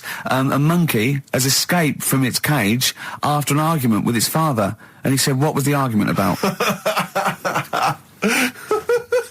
I mean, he thinks like Homer Simpson. Yeah. What Amazing. was the argument about? Like the zookeepers are going, oh no, he's brought up his untidy room again. The father, he's caught him smoking again. I mean, what do you mean, what was the argument about? They have fights. They have fights, and then it ran away. His dad wanted him to go to college, but he just wants to quit and get a job. Yeah, and he fancied a monkey in the other cage, and the father was saying, "She's not good enough for you." No. Oh. So what we've got was some it Monkey about? News today? Yeah, I got a little bit of Monkey News. You got a little bit of Monkey News, right? You've redeemed yourself then this week. We've got some stuff there and that. What else has been going on? What are we going to talk about now? Sort of head's gone now. Your head's we've got gone. Monkey News. Yeah. And, Why is your brain? Why is it? It seems like since we've come back on air, you have become dimmer. I mean, it is extraordinary. It's like BSC has kicked in. Or and did you we really just are. forget? We just forgot. Maybe what- it's been a long time. We've forgotten just how stupid he is. Yeah. 'Cause it's proper. Do you mean it's the silences? He Yeah. forgets we're on the radio. There's just I know, dead air. it's unbelievable, and it's our name on this. know. They put up but as I said before, he is no offence, he's not a bright lad or educated or anything like that. Yeah, but but- some things he says does border on the retarded. Oh, yeah, I get- definitely, I don't- definitely. I've been trying to take in too much information though. That's the problem recently. Well, I've said to you last week, I've been like reading more books and what have you, and trying to take in too much. But the problem is, like even watching telly and that now, Suzanne said to me, stop doing that. Stop watching telly late at night and going to bed, because it's making your brain too active. And I'm sort of Heaven forbid. And I'm trying to get to sleep and I can't. And then when I wake up, she had a go at me the other day, right? Because it was a night after watching The Fat Baby, right? Woke up in the morning and she had a go at me because as soon as I woke up, I said it was something like, "How can you freeze time?"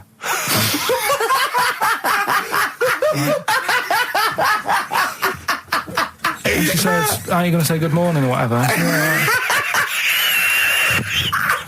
gonna burst! Just imagine it, right? It's like the sun comes up through the window. Oh, she's right. Carl's like that, his little head. His eyes open, he goes, One of those floppy night hats. "How can you freeze time?" Oh, God. But it's because, like, whatever, the night before I might have heard that on the news or whatever, and it's just been sort of whizzing around my head. Sure. And, it was a big debate. I think have they found a way of doing it or something? What are you talking about? They've done something about freezing time and all that. See, this isn't information. This is nothing. That is nothing, that. They've done something about freezing time. Imagine Jeremy Paxman coming on going, "Well, the issues tonight said something about freezing time." It's think before you talk. No, but I don't worry about how to do it. I just think about what effects that will Oh, have. they haven't asked you to get involved? Well, this is what I'm Phew, saying, though. You phew. can't explain it. It's a tough thing, isn't it? But what's the point of me worrying It's not about a question. Do you know what he said to me the other day? This is unbelievable. This is one of the most stupid, incredible things I've ever heard. He was talking, and he suddenly stopped, and he was thinking about it, and he went, "Oh," I went, "What?" He went, "You'd never see a black ghost." Extraordinary. that? True, though, isn't it? I've never seen a ghost, full stop. There are no ghosts. There aren't ghosts. No, but I mean when you just see them in, like, magazines and that. Play a record!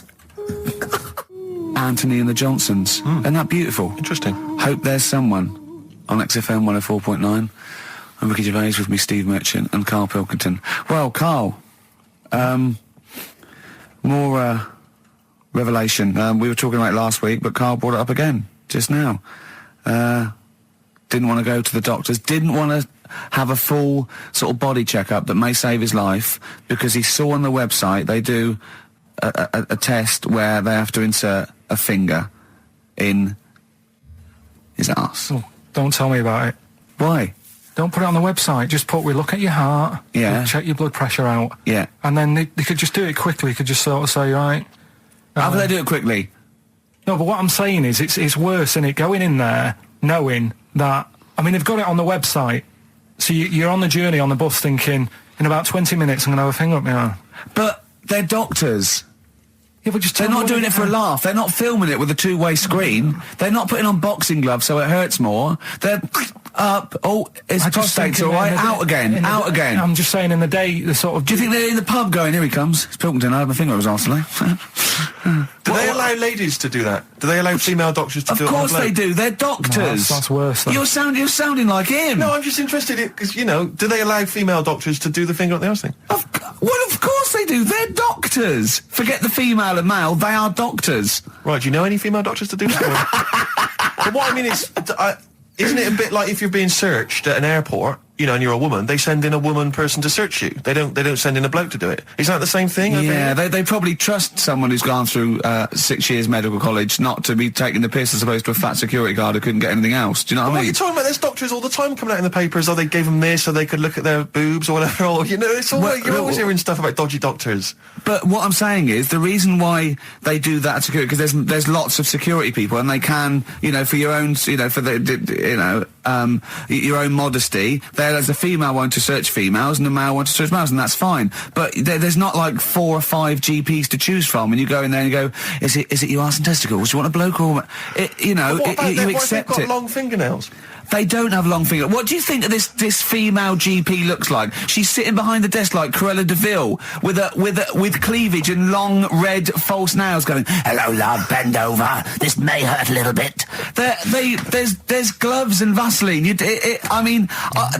I don't believe there's 2 of you now in the room. Carl, they're doctors. They have to, what would you rather do than put the hand down your throat and round your alimentary canal to feel your arse? It's a quicker way in. You seem to know a lot about these doctors who stick fingers up people's asses. You're a very well-informed gentleman about this sort of thing. Well, say if they did find something, Yeah. would you then have to get like a second opinion, so someone else's finger? Well, no. They test it to see if there's anything suspicious. That it's usually a swollen prostate, which can be anything. So you know, they catch it early, and that's it. They feel up there. But if you want a second opinion, then the same doctor will just stick a thumb up and have a feel around then. Yeah. So it always works in the same way. Yeah. Well, if there's a doctor who can, I don't know, put me at ease. I mean, surely there's another way around it.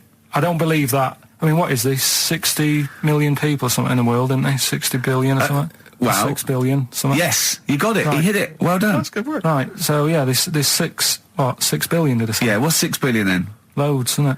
Yeah, but... So if you want a doctor to phone up to assure you that the finger at the bum thing's not painful and that it's necessary and Just that that it's it's not just someone necessary, trying to really. get kicked. Just that it's not an easy way round. All right, what's Do the you know phone what number here? I mean? It's, changed, haven't they? Oh, for... You're the producer! Hang on, here it is. 0871 222 1049, and I think you select option 1. It tells you anyway what to do. Please, if you're a GP or you've, you know, even if you've completed medical, I mean, we want a qualified doctor, really. Anything else is not good enough for Karl Pilkington. We'd love to talk. You can ask him all the other questions, because, you know, Karl, as I said last week, he doesn't feel his own testicles because he doesn't like the feel. Yeah. So, you know, I'd like a doctor to explain to him how necessary that is. And this is truthful as well. I've got very slight pain around the genital area at the moment, and I think it might be some kind of groin strain, but I'm a little bit anxious, not entirely sure Yeah, what it is. you've been with me twice when I've gone along to get them checked. Yeah. And I go, oh, what's that? Yeah. It's terrible. I mean, but, you know, it's usually... I think you're in a pretty low risk, aren't you? I'd hope so. You're coming out of the 20s. I think testicular sort of... I shouldn't be doing this. I'm not qualified. All they said was to me sort of like it's 20s and 50s. We're in... Mine sort of felt like they dropped a bit the other week when I was on holiday. I don't know if that's like when you're relaxing or I was wearing shorts a lot. How far? If it's 2 foot, it's too far. I was having problems walking. What do you mean? Why? No, it was just a bit, I had shorts on all day, I'm happy and walking about on the beach and what have you. And then at the night, when I put some long trousers on, I was sort of walking like a ricket. They probably like stretch a little bit. Sometimes, I told you when I was about 18, I was scared. I went to the doctor. I felt a pain, right? And because I was doing biology, I thought I'd show off this doctor. I said, I've got a pain. I think it feels like it starts in the epididymis and goes up through the urethra either. And he went, finger up the arse. He said, your jeans are too tight. They're squashing your balls. So we want a doctor like that. So what's the phone number again? It's 0871 222 1049. A qualified What do you doctor. mean your balls dropped, though? We've got to come back to this. I don't know, they just felt like... it's not too bad at the moment. I was all right on the way in, but it was I feel twinges all the time, but you never know whether it's just because they're but they felt like they weren't my own. Do you know what I mean? They sort of felt a bit like these are... There wasn't a bloke standing really close to you, was there? And You didn't get them mixed up, did you, on the way back? On the flight back? Someone else has got... Well, take a leaf out of nudist books. They just walk around, they've got nothing on it. About nudists. Why? Well, let's play this ad break and that. And Have you had another encounter? if we've got time, I'll tell you about it. Have you really? XFM. Right, we've got who's that on the line? It's Rob. Rob, are you a doctor? I'm a final year medical student. I'll be a doctor in 2 months, touch wood. That's close enough, isn't it? Yeah. Excellent. So, where do you study? Do you want to give more details, or do you want to remain anonymous as you're calling in to I study at Barts Hospital. All right, great. So, why do GPs sometimes put their finger up a man's anus? To see what's there. You know, if you've got hemorrhoids, if you've got an enlarged prostate, you know, it's either that or they stick up a big tube and have a look up with a light. What? And it's easier to do that. Now, are you dumbing this down for us, or are you going to fail your medical exams by saying stick up a big tube with a light? I'm dumbing it down. Okay, come on then. We're all intelligent people here, and Carl. So you tell us what's that called? It's called a sigmoidoscope. Right. Nice. That was a clever test, wasn't it, Rick? 12 He's a real inch long, doctor. Yeah. 12-inch long tube that they can put up there. So, Carl, would you prefer that or a finger? Well, so do they sort of do the finger first, and then... I mean, at what point do they say, hang on, we need a light here? I mean... It's normally if there's something wrong. But... So if I go then, say if I go to this Wellman clinic, right, and they go, yeah, the art's good and that, yeah, finger, there you go, and then they go, hang on, I'm going to go and get me light and tube. I could start worrying then because they've sort of found something. And they're not likely to go straight in with the tube. They'll probably send you off some tests first. But Carl, there's nothing... Hospital. But you go to these places to put your mind at rest and to know where you are with your health. I mean, it's not that you go along... That's what most people worry about. They think that because I'll go along and they'll find something. Well, one, that's illogical. It doesn't heighten the fact they'll find something because you go along. And two, if they do find something, it's a good job you went along. I mean, I'm a hypocrite because I don't go to the doctor. But, I've had that Carl, done. you should be concerned if when they shine the little light in your ear, it comes out the other side of your ear. No, the other ear comes right out the other side. That's when you should be worried. But Rob, right, you said then, if they find something, they send me off for some tests. Why can't I just have the test without that and cut out the middleman? Do you know what I mean? Because you're wasting lots of money. There's hundreds of tests they could do, and they could do every test, and they could all come back with nothing. Or they could do the finger up there and send you for the 3 tests you need to find out what's wrong with you. But in this day and age, with all the technology and that, and like brainy doctors and all that, the only way to find out is sticking a finger up there. What are you worried about, Carl? Is it fundamentally that this doctor who's has done 6 years medical training, is it embarrassing to have a man's finger up your ass? I just don't understand how you can get round to that without... But what don't you like? Is it fundamentally you don't like anything up your ass, or is it the fact that it's a man's finger up there? I don't like going to the doctors. It makes me nervous, because I think if anyone searches you long enough, they're going to find a fault with you, right? And especially if they're going that far into you. They're going to find something. And... Probably not. Well, you know, I just don't... I don't know how to get round to that sort of... that point where you get a... What do you talk to the doctor about? He's like, all right, nice day. Strap your trousers. He goes, he says, I'm gonna just, Most people just shut up and let you do it, and then breathe a sigh of relief when you say there's nothing there. Yeah. But is that at the end of the test, or is that the first thing he does? It's the last thing. So that trousers up out the door. Because he knows it ends conversation. He knows it's a bit of a faux pas. The doctor says, "Oh, I better not kick off with the finger up the arse." Well, what I do is I'll start on with the the head, and then we're down and go. Oh, one final thing, Mr. Pilkington. So Rob, he drops his keys and he goes, "Pick them up." And as you bend over, will you be doing this, Rob? Is this what you're like open to do? You do all these. I'll have to do it at some point. All doctors do it at some point, no matter what they specialise in. So the first one, is the another doctor there to sort of make sure you're doing it right? Not dentists. No, but do you know? Aren't doctors anyway. But do you know what I mean? Like, normally it's like a co-pilot will have someone with them for the first one. So when you put your first finger in, Yeah. will someone be there going, right, you just want to move to the left I've of it? already done it. Have you? Yeah. So that's the thing with a student, you're learning. So you get people teaching And you how to learn do on... these things. Can I just point out, Rob, I think I'm right in assuming that you have a glove on, Yep. and there's lubrication, Yep. and it doesn't hurt. No. There you go. What are you worried about, But Carl? who's this person who everyone's testing on in your class? It's not one person. One person. There's like, when a patient comes in and they've got a problem, your boss, the consultant, he does his finger up, and if he finds something, he goes to the patient, is it alright if the student has a feel as well? Then the student puts on a glove, puts the sleeve on the glove, and sticks his finger up and sees what he comes out with. Rob, I wish you could see Carl's face. I mean, his face when you said, and he says, can this fella have a go as well? He looked horrified. That he thought it was a free-for-all, like there's a queue of people trying on gloves and going, let's have a go. That looks good up there. What have you found?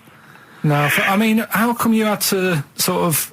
Is it not something you could test on yourself rather than waiting for other people to come in? Because then, you know... It's an awkward position to get to, really, isn't it? Well, but you can have a good rummage then without feeling too awkward, but to sort of have a go on your first patient when you don't really know what you're looking for anyway, do you know what I mean? Never really thought about it. Because you don't... If you've never done it before... You pop your finger in there, and you've got to sort of look. You've got to have an expression on your face, like you know what you're finding. Well, they can't see what you look. They can't see your face. There. You got the big boss consultant man going, now move your finger there, and you'll probably feel this. But he's just done it. He knows what's there. Well, what? Oh, so he's already had a go. He's had a feel, and he's going right. If you feel to the right, that's the conglomeracy or whatever. The congomblery, yeah. Its congomblery is in perfect working order. Well, that's... I'm still... Thank you, Rob. Thank you. I'm sorry you had to go through this. Carl is probably the worst patient you'll ever encounter in your medical career. Good luck with your finals, and thanks very much. And do you know any female doctors who do this? Or? Thank you. XFM 104.9. Thank you. Josh Rouse, it's the night time on XFM 104.9. Steve Merchant, Ricky Gervais, Karl Pilkington, and what is it time? I think so. Yeah. Oh, chimpanzee, that monkey news. Right then. So there's this monkey, right? In Canada. It's in a zoo in Toronto, I think it is. His name's Pascal, right? And what happened was all the people in the zoo sort of said, you know, what can we do? Sort of spice the day up a bit, right? Yeah. So they left... Embellishing. No way this is a news story. Let him do the news. Okay. So they left... Any dates? Just let him read the news, all right? You wouldn't interrupt Moira Stewart. There's about 2 weeks ago. No, because she always says today, so you know it's news. She doesn't say, right, there was a monkey, right? In Canada, Come on, right? mate, just finish the be all night. A couple of weeks ago, in this zoo in Canada. Right. Jesus. They got a camcorder. Right. And they said, let's leave it for the monkey to have a play with, right? So, anyway, they passed it around. Won a BAFTA. And a couple of chimps and that were rubbish at it. They were, like, filming the floor and all that, and the fingers were always in shot and stuff like that, right? But anyway, there was this one chimp called Pascal, right, who... Annoys me that he calls them monkeys, though. They're not monkeys, they're apes. He was a dab hand at it, right? He was, like, filming stuff, really good shots, you know, sort of nice mood and that. He used the lighting properly and all the rest of it. No, he didn't. Is this the news? What are you talking about? Is this the news? Steve, it's so annoying. You know it annoys me so much. Things like that. He was a dab hand. He was doing really good shots. It really annoys me. Let's hear the news. Anyway, right, so he started at night, like when the zookeepers went home, he started filming like other monkeys on the go, like whilst they were at it, right? And he was filming them and what have you. The Ron Jeremy of the zoo. You know it's going to end up on the web. So anyway, the zookeepers came in the next day, and it's like, let's see what shots he's got. Anyway, he's got all this, like, you know, all these monkeys at it and what have you. So, this is honestly, you don't know what this is doing to me, Steve. Can I stop him now? So they thought, like, actually, there's a few monkeys who aren't at it enough. Do you know what I mean? They have problems and what have you. So let's give them the videos. That is so untrue. This is so untrue. It's so untrue that it was filmed by a monkey. So it's so untrue. Right? Rick, I don't know who to believe. Oh, Carl, you're talking so much shit again. You must know that's not true. There's no way. There's a load of tapes out. Look at me. Look at me. Don't keep talking. Look at me. Yeah. You must know that's not true. Can we just hear the end of this news? All here. You had a go at me last week because I didn't have the full story. I've got the full story. You're still not happy. There is no way that by chance, what should we do? Let's give him a camcorder. That could happen. Right. He then films him at it. That might happen. It might happen, but I don't think he'd keep the camera still. Two, they go, I don't know. Yeah, this is good stuff. This is good shit. This porn's good shit. Anyway, look at that. He's got a lovely shot. Yeah. So this is ridiculous. Let me just recap, because I lost my way there. So the monkey has filmed the monkey porn, and now they're showing it to the other monkeys. Is he directing? Can you hear him saying stuff? Can you hear him go... It's just like, you know, Chimp Pimp 1, 2 and 3 and all the rest of it, right? But anyway, so they've got all these other tapes, because what happened was, they said he's quite good at this. Oh, and the animals, God! And the animals are happy having him around because he's not a human, he's just one of the gang, do you know what I mean? So they started putting him in with other things like, you know, ostriches. Right. And talking shit. There was and do you know they have a problem with pandas in Japan? Yeah. So they've sent him out there, filming a bit of. Where are you going? Honestly, you really annoy me. There's no way this is happening. Can we just hear the end? Why can't he just find a real story about a monkey? Let's hear the end. The end is really that he's going to China. He's filming the pandas and what. No, he's not. They wouldn't send a monkey director. They would not send a monkey director. Thunder Road by Bruce Springsteen, possibly the greatest rock song of all time. I don't know. Big words. Big words indeed, but I echo them. Well, we're running out of time. We've got to get on with the show. It's near the end. I hope you enjoyed it. I hope the scientists stuck in a big, hut in the middle of nowhere in pitch darkness, 10 of them. I imagine they've been fascinated, Rick, by the finger up the arse discussion. We had Chinese don't age well, gingers, all that. The big fat kid. Well, actually, they're probably securing the knowledge that if they want to kill some time and it's dark, there's nothing better than stick your finger up someone else's ass. Exactly. So enjoy that. But they've been hanging on for Rockbusters clues, I imagine. There's the answer. So on, give us the clue again quickly. All right. So the first one was the fella let his wife know how he got the bruise on his legs. Go on. Right. That was Courtney Love. Yeah. Courtney Love. So that's Courtney Love. So that's the first one. CL. So that one's fine. The second one. That Potter lad. What am I doing? Letting that one go? Just let it go. Am I just letting that go? Annoyingly, we haven't got time to take issue with it, Rick. Okay. That Potter lad, he's got a lot of bottle, hasn't he, doing all that stuff with the wizards and that. Go on. That's Brave Harry, the Bravery, current sort of XFM band, the Brave Harry, that works as well. No, it doesn't. And the last one. No, it doesn't. No, it doesn't work. The Buddhists. It doesn't work. Won't be able to get in their temple without these. Doesn't work. Brave Harry. Doesn't work. Brave Harry. The Buddhists won't be able to get in their temple without these. TM. That's the monk keys, right? So who got all them? The monk keys. Who got all them? Right. Which band are called the Monk Keys? The Monkeys. Oh, the Monkeys. Yeah, the Monkeys. Right. So who's the winner this week? The winner this week is Gina. Well, we're letting that go, yeah. Gina got them all right. I think her text said she was from Horrorstead. I don't know. I've never heard of that place, but I assume that's right.